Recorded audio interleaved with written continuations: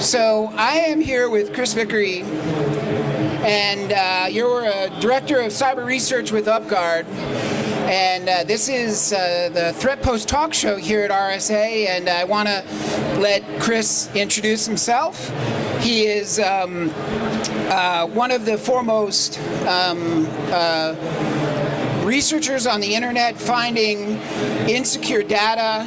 You may not know him by name, but you've read about his work in headlines, no doubt, in the past 6 to 12 to past 2 years. Chris, please introduce yourself. Hi, I am Chris Vickery. As he said, the Director of Cyber Risk Research at UpGuard. I'm going to step away from the speaker a little here. I call myself a data breach hunter because that's what I spend most days doing, is hunting down data that is not properly secured. I just talked to the Canadian Parliament yesterday morning and gave them the figure of about 2 billion records that I've now secured. That's includes the entire U.S. voter registration set 3 times, the country of Mexico twice, and a huge number of consumer databases, Viacom, Verizon, Accenture, all the way up to files coming from the U.S. Department of Defense credentials that people like those that work at the Pentagon use. So lots of stuff that shouldn't be exposed. I know kind of how to hunt it down. Well, I think he's actually, that sounds like a lot, but I think he's just scratching the surface in terms of the type of data that he finds. For those who may not be too familiar with how you conduct your research, why is this data available? How do you find it?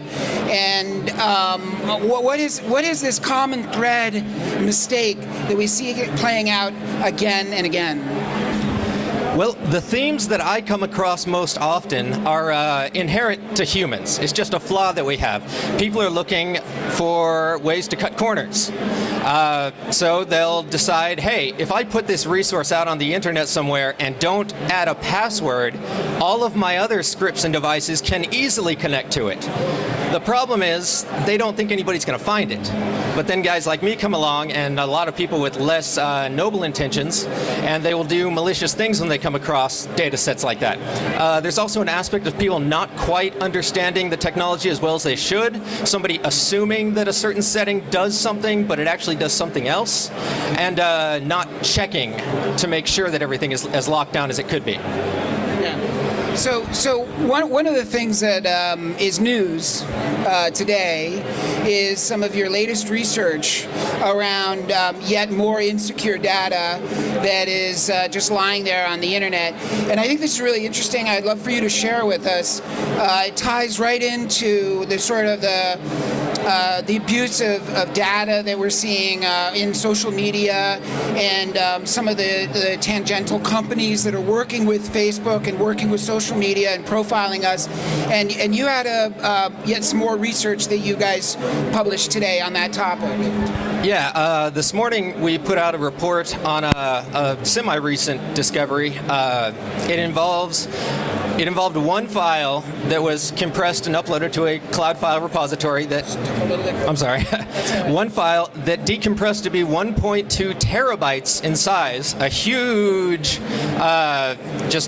flat database file.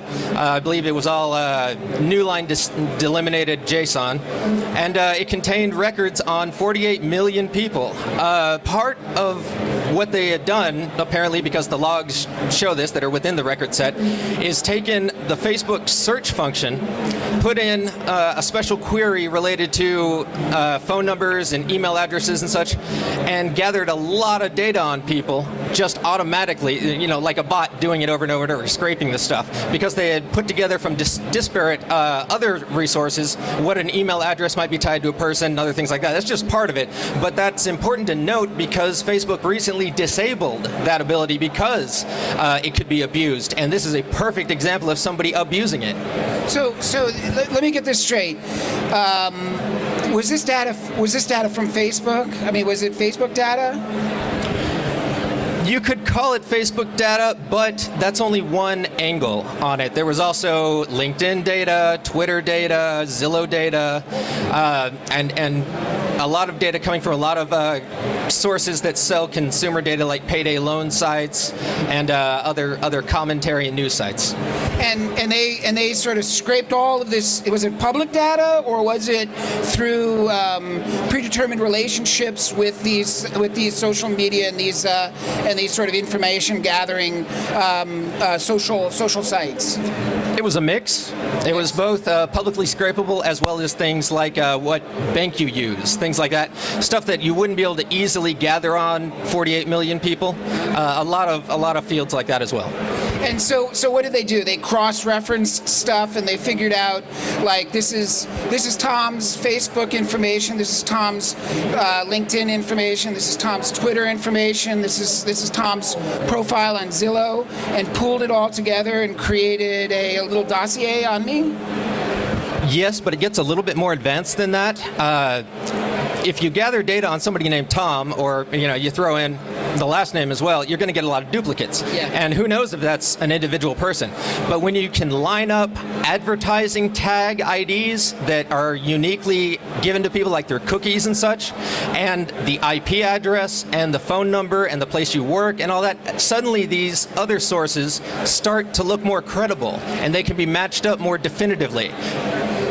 And are you? I think you did name the company that you found this exposed data on. What was the name of the company?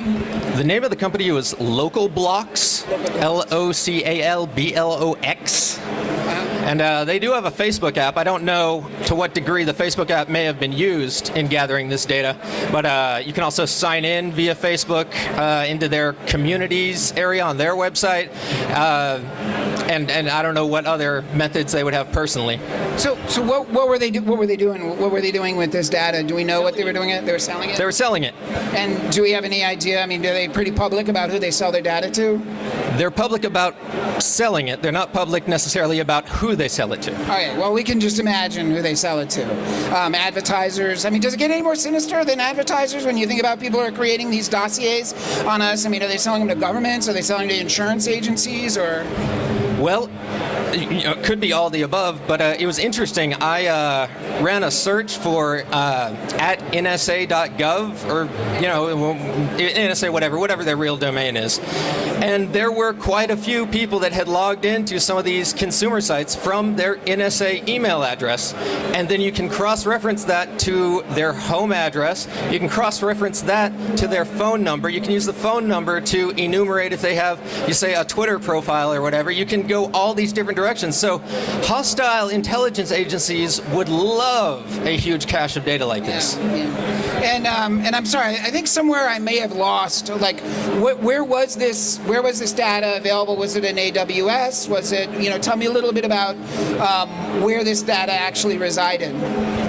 This one was another example of an open, non-password protected S3 bucket. It was located at LB Dumps. That was the name of it. If you could put together the letters LB and dumps.s3.amazonaws.com, you could find it. All right. Well, I mean, that's a really fascinating report, and it's the latest in terms of the types of data that you're finding on the web.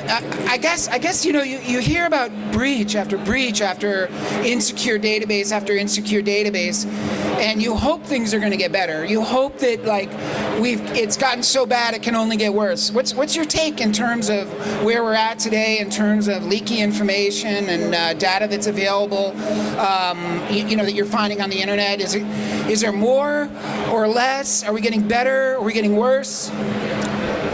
Well, when I started hunting down data breaches mostly as a hobby about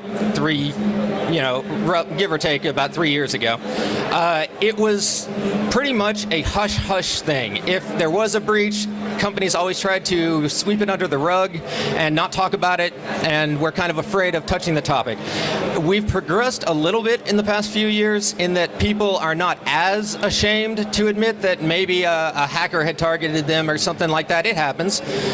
So people are able to speak about it a little bit more, and we're seeing things like the GDPR come into play over in Europe that makes, I believe CEOs become some level of personally liable for data breaches at that point, which is the level that it takes to make them care.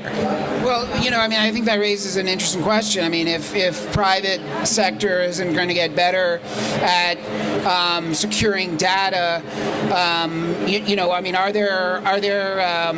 there penalties that exist right now? I mean, can companies? You talk about GDPR, that's Europe. How does that play out in the United States? And what are the consequences of these companies leaving that data on servers for anybody to access?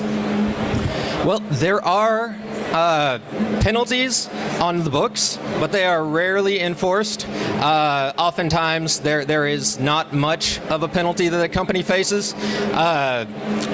So in the U.S., the biggest penalty, you could say, is the PR hit that people take, the embarrassment level, and any legal fees they would have to go through if they end up getting sued by outraged victims of the data breach, and probably the cost of notification if they follow through with their notification responsibilities and liabilities.